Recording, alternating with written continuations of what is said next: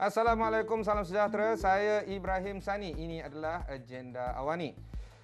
Memandangkan kita ingin memberikan penekanan khusus terhadap tenaga bersih baru ataupun renewables energy, kita ingin membincangkan tentang net energy metering ataupun NEM. Ini kerana kerajaan telah pun mengenalkan skim pemetaran tenaga bersih NEM lebih 6 tahun yang lalu, dan ini bertujuan untuk menggalakkan penggunaan tenaga boleh baru di Malaysia. NEM merupakan satu konsep di mana tenaga yang dihasilkan dari pemasangan sistem fotovolta suria ataupun photovoltaic solar panels boleh digunakan terlebih dahulu dan diberikan kepada grid TNB berdasarkan kos pembekalan ataupun displaced cost semasa. Apakah isunya yang sebenar tentang penggunaan NEM? Bagaimana ini memberikan implikasi kepada tuan-tuan dan puan-puan di rumah terhadap bil elektrik tuan-tuan di rumah? Isu ini akan dihuraikan bersama kita pada hari ini Razib Daud, Ketua Pegawai Eksekutif Suruhanjaya Tenaga. Apa khabar Razib? Kau baik. Jadi kita ingin memahami terlebih dahulu tentang isu NEM dan memandangkan kerajaan telah pun memperkenalkan skim ini pada 2016 memasuki tahun ke-6.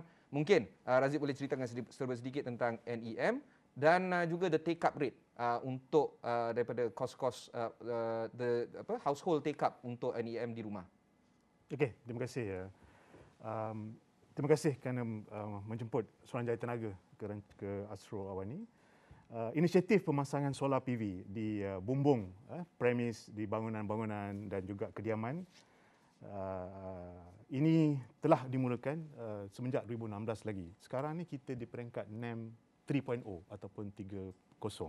Kita dah mula 1.0, 2.0, now 3.0. Actually take up is very good. Jadi untuk NEM 3.0 atau NEM 3.0, we still have a lot of quota to be taken up, especially for the commercials and industry, and begitu juga kediaman domestik. Jadi boleh saya fokuskan NEM 3.0 lah untuk hari ini lah, sebab kita dah berlalu NEM 1, NEM 2, NEM 3.0. Kerajaan telah melancarkan sebanyak 800 megawatt untuk NEM 3.0 dibagikan kepada 3 kategori. Kategori pertama NEM rakyat, kedua NEM Government dan ketiga NEM Nova. Jadi NEM rakyat diperuntukkan sebanyak 100 megawatt, NEM Government sebanyak 100 megawatt dan NEM Nova untuk commercial dan industrial customer sebanyak 600. So total 800 megawatt. So take up rate as of latest untuk domestik kita telah menerima pelanggan sebanyak kota 25%. Kita ada baki lagi 75%, lebih kurang 70 megawatt. Dan untuk NEM kerajaan ni, NEM Government ni untuk bangunan-bangunan kerajaan dan agensi-agensi kerajaan sebanyak lebih kurang 18%. Jadi untuk NEM Nova ni daripada 600 megawatt kita telah dilanggan sebanyak 50%. So lebih kurang almost 300 megawatt. Ada lagi baki 300. This program first come first serve lah. Jadi akan tamat 2023 akan tamat. Sebab kalau dah habis, dia akan habis under first come first serve basis lah. Okey, jadi untuk benefit, Yalah, dia punya benefit. Ya, kerajaan ada satu sasaran penting lah, sasaran yang dimaklumkan oleh Yang Amat pada Menteri untuk kita mencapai net zero GHG, greenhouse gas ataupun gas rumah hijau sifar kosong pada 2050. Jadi program net metering ni adalah sub-sektor elektrik yang ingin mencapai untuk tahun 2025 31% energy mix atau komposisi energi daripada tenaga boleh baru atau TBB atau renewable energy. Jadi program net metering 800 megawatt untuk NEM 3.0 adalah sebahagian daripada program-program kerajaan untuk kita capai 31% by 2025 renewable energy in our energy mix lah. Sekarang ni nak mencapai ke angka tu berapa kita sekarang tenaga boleh baru? Kita setakat ini kita masih lagi dalam peratusan lebih kurang 12 hingga 15%. So 20% jump dia. Ya, kita termasuk Sabah dan Sarawak. InsyaAllah kita ada program selain pada net energy metering, kita ada program fit in tarif, kita ada program large scale solar dan juga kita ada projek-projek hydro yang dikategorikan sebagai renewable energy atau TBB lah. Mungkin dari segi dasar kita faham tentang angka-angka besar, tetapi apakah implikasi terhadap bil di rumah? Adakah ini dapat mengurangkan kos elektrik secara ketara? Ya, betul. Jadi memang kita panggil serampang dua mata lah. Net energy metering itu kita boleh relate dengan TBB. TBB untuk kelestarian alam sekitar lah, untuk kita mengurangkan carbon emission dan untuk kita capai sasaran 2050. Jadi untuk satu lagi objektif atau faedah net energy metering adalah pengurangan kos electricity lah. Jadi sebagai yang Tuan sebut, apa definisi net energy metering itu adalah pengguna boleh memasang solar panel di bumbung masing-masing dan untuk dijana solar PV untuk kegunaan sendiri dan selebihnya bakinya boleh dieksport. Saya ambil contoh untuk kita hari-hari kita pergi bekerja di rumah. Jadi bila waktu sun hour peak, mungkin penghuni di rumah adalah minimum, tak ada orang, tapi energi yang kita jana di bumbung adalah lebih. Jadi waktu itu tenaga yang dijana yang lebih itu yang setelah dipakai oleh mungkin peti sejuk, mungkin aquarium, tenaga yang lebih itu akan dieksport ke grid TMB dan dikira sebagai kredit. Jadi kredit itu ada simpan untuk hujung bulan akan dikontra lah. Jadi untuk NEM rakyat, especially NEM rakyat untuk domestik tu, dia punya kita panggil kadar offset. Masih lagi lumayan, kita panggil 1:1. Jadi satu unit excess energy tadi, waktu peak tadi, waktu tidak ada orang di rumah, akan dihantar kepada grid dan akan dikontra balik, dipulang balik kepada pengguna di dalam bil TMB di hujung bulan. Jadi harga tu harga yang tarif apa yang dibayar oleh TMB lah, kita panggil offset 1:1. Itu gajah masih kekalkan daripada NEM 2.0 kepada NEM 3.0. Begitu juga NEM untuk Gomen lah. Kita masih mengekalkan offset 1:1. Jadi NEM Nova, saya jelaskan sedikit apa definition NEM Nova ni. Kita baru introduce dalam NEM 3.0 tu. NEM Nova, target kita adalah customer commercial, customer industry. Nova tu in English net offset virtual aggregation. Virtual tu maksud dia kita benarkan lebih pada satu premises. Saya ambil contohlah. Dewan Bandaraya Kuala Lumpur, ibu pejabatnya di Jalan Raja Laut di Kuala Lumpur dan mungkin di BKL ada satellite office atau ada warehouse di sekitar Kuala Lumpur atau di Selangor. Jadi di BKL dengan satu akaun di BKL boleh berkongsi. Mungkin bumbung di HQ tidak cukup, boleh berkongsi bumbung di warehouse dan satu akaun boleh berkongsi dan dia boleh menjana sehingga 1 megawatt hingga 5 megawatt lah maksimum dan dia boleh offset. Itu yang dipanggil aggregation, you aggregate among these three building then you offset each other. Disebabkan mungkin ada kekangan dari segi saiz bumbung Jadi itu kelebihan Nova ni. Ini pertama kali kita panggil virtual NEM lah. The concept is virtual NEM. So kita benarkan lebih pada satu premis untuk berkongsi penjanaan tenaga lestari atau tenaga TBB di beberapa premis yang dipunyai oleh satu syarikat lah. Jadi kita dah bincang tentang rumah tangga, residential dan juga mungkin pejabat. Bagaimana pula dengan gedung-gedung ataupun kilang? Sama juga. Kilang ni kita letak pada kategori NEM Nova ni lah. Jadi kilang-kilang macam warehouse, industrial, manufacturing ataupun pengilang-pengilang bangunan-bangunan kilang, dia boleh menyertai program NEM Nova ni yang kita peruntukkan sebanyak 600 megawatt. Sekarang untuk hari ini 50% sudah take up lah rate. Masih ada lagi lebih kurang 300 megawatt untuk dia subscribe. Dan kita kena perlu ingat, bukan saja kita perlu bergantung kepada ekspor, unit ekspor akses kepada TMB. Dan selagi kilang ataupun premis itu menggunakan elektrik yang dijana sendiri yang lebih murah daripada belian daripada utility lah. Kalau kita tengok kos, dipanggil levelized cost of electricity, LCOE lah. Lebih murah daripada yang dibeli daripada grid. Itulah penjimatan yang dihasilkan untuk setiap program NEM ni lah. Jadi net energy metering 3.0, mungkin kita nak tengok tentang case study yang boleh Cik Razib kongsikan bersama tentang pulangan pelaburan terhadap pemasangan solar panel ataupun panel suria fotovoltaik di for instance dekat rumah residensi.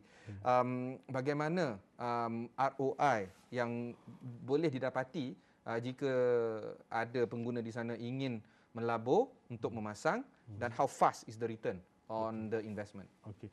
Kita ada panduan kalau Suruhanjaya Tenaga adalah badan kawasan yang mengeluarkan peraturan lah untuk NEM ni. Tapi agensi yang melaksanakan adalah SEDA lah. So kalau kita masuk website SEDA www.seda.gov.my ada memekalkan kalkulator lah. Kalkulator untuk pengiraan. Semua kalau kita masuk dalam kalkulator tu kita akan ditanya soalan adakah anda pengguna domestik, pengguna komersial, pengguna industrial kan. Jadi dengan menjawab soalan-soalan kalkulator tu kita akan dapat satu pengiraan penjimatan. Saya ambil contohlah. Kata bil tuan sebelum NEM 600. Bila kita pasang NEM, bil tu akan berkurangan mungkin 200 jadi 400. Jadi your investment actually 200 per month lah. So 200 per month. So this is from top of my head lah. Saya tak ada depan saya calculation. Jadi 200 katakan solar panel tu berharga 3,000 1 kilowatt. So 3,000 kita kalikan 4 lah. So your investment 3 kali 4 12,000 lah. So you have invested 12,000 ringgit for the saving for monthly about 200. It's not the saving lah. It's 200 for you to deduct lah, for you to pay for the 12,000. That's how you calculate the payback. So when you get the payback, so after the payback, mungkin saya tak boleh congak, mungkin kita boleh kira. After the payback, that's all your profit lah. Dan kalkulator ini boleh didapati di laman web SEDA. Iya, laman web SEDA. Ada kalkulator dia. Okey, baik. Kita akan rehat sebentar sebelum kita meneruskan pembincangan kita dengan Suruhanjaya Tenaga. Kembali selepas ini.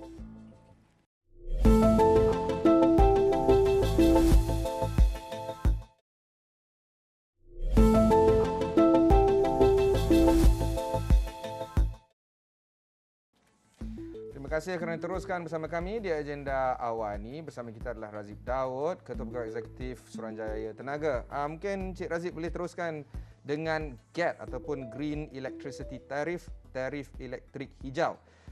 Dan mungkin menerangkan serba sedikit tentang inisiatif ini dan bagaimana pengguna dapat menikmati kebaikan daripada GET.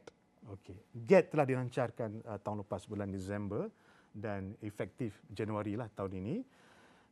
GET stand for Green Electricity Tariff. Actually, objektif GET ini adalah untuk mengurangkan jejak karbon dalam penggunaan elektrik harian ataupun carbon footprint lah. So, faedah-faedah yang saya boleh nyatakan, yang pertama, pengguna-pengguna yang melanggan GET ini akan dibekalkan dengan bekalan elektrik daripada sumber-sumber TBB atau tenaga boleh baru ataupun renewable energy seperti daripada loji-loji solar dan juga loji-loji hidro, jangkauan hidro.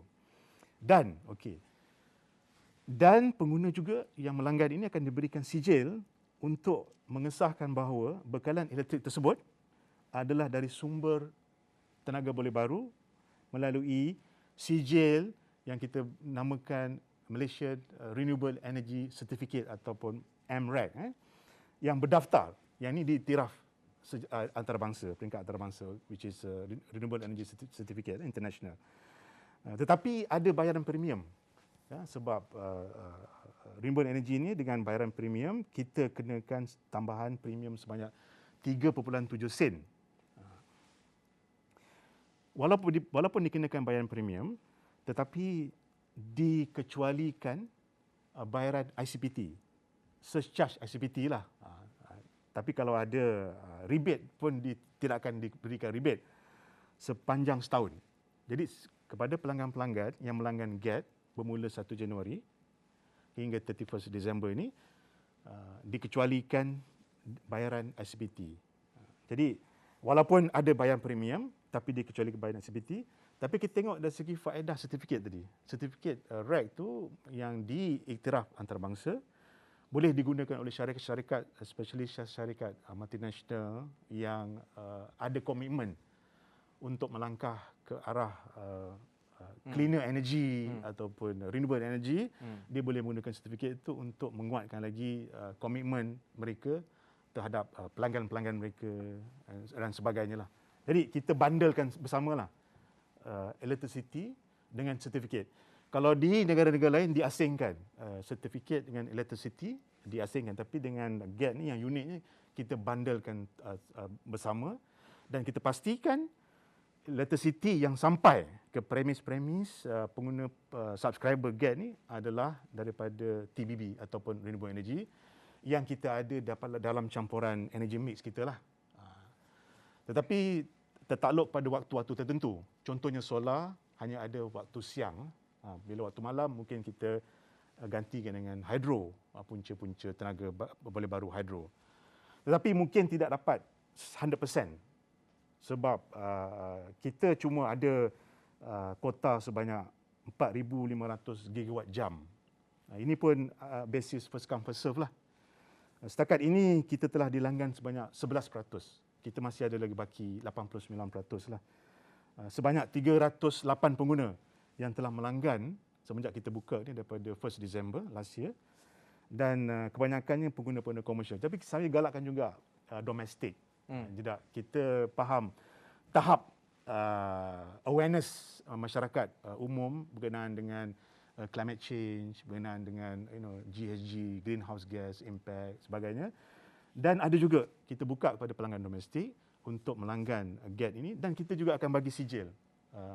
Ujung tahun kita akan kumpulkan gigawatt jam yang dibeli oleh setiap pelanggan dan kita akan keluarkan sijil Malaysian Renewable Energy Certificate lah untuk setiap pelanggan kita sahkanlah yang premis kilang-kilang ataupun office dia telah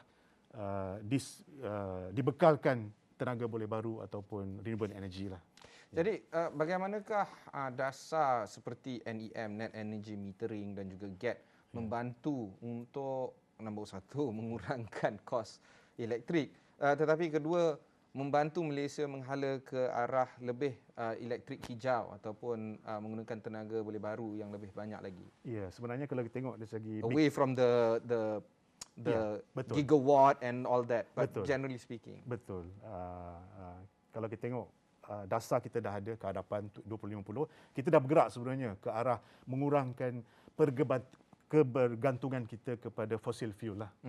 Sebab kita tahu fossil fuel tu limited resources, terhad, dan juga harga-harga fossil fuel ni tidak menentu. Ada masa melambung dengan tinggi, bergantung pada pasaran, bergantung kadang geopolitical situation and so on. Jadi renewable energy itu yang bagusnya dia adalah komponen yang perlu kita risau, komponen fixed cost atau capital cost sajalah, tidak ada komponen operasi ataupun komponen kos pemasangan lah mostly. Ya, kos pembakaran dan so on. Jadi bila kita bila kita membuat pelaburan, contohnya kita buat large scale solar, kita perlu bayar untuk kos projek, untuk projek capex sajalah. Jadi tidak ada kos-kos fuel. Jadi itu membantu kita untuk menstabilkanlah kos-kos bahan api akan datang.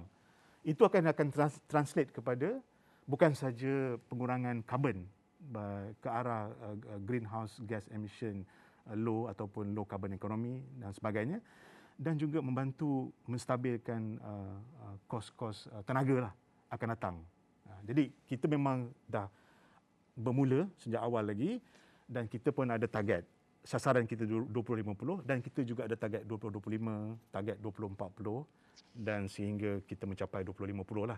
Itu saya nampak dari segi big picture lah. Tapi itu jadi perbincangan kita lebih menjurus kepada penjanaan tenaga. Mungkin kita boleh bercerita sedikit tentang penggunaan. Ya, betul. Terutamanya kecekapan tenaga, energy efficiency. Bagaimana kita boleh mengurangkan kos dari segi menggunakan elektrik itu. Betul. Memang kami di Suruhanjaya Tenaga selalu mengingatkan ataupun berpesan kepada pengguna-pengguna, sebelum kita merancang untuk membangunkan net energy metering, kita galakkan pengguna-pengguna timbangkan dulu apakah inisiatif energy efficiency yang boleh dilakukan, terutama di rumah-rumah, juga di premis kilang ataupun di premis perniagaan. Jadi kalau kita gabungkan, kita samakan inisiatif net energy metering dengan inisiatif energy efficiency, kita akan dapat satu benefit yang terbaiklah. Jadi bila kita ada penjimatan dari segi menggunakan kecekapan tenaga, bukan saja peralatan, dengan kita punya practices ataupun kita punya amalan kecekapan tenaga bersekali dengan net energy metering, itu will give the most impactful benefit kepada consumer. Jadi saya boleh utarakan dua lah. Apakah yang pertama, untuk domestik, kita ada satu sistem standard, kita panggil minimum energy performance standard atau MAPS, ataupun kita panggil label star label lah. Kalau tuan-tuan pergi ke pasaraya untuk beli barang-barang elektrik, contohnya aircon, fridge, refrigerator, microwave oven, rice cooker dan sebagainya, ada 8 barang-barang elektrik yang kita bagi label 5 bintang. Jadi banyak bintang, 5 bintang, lebih cekap.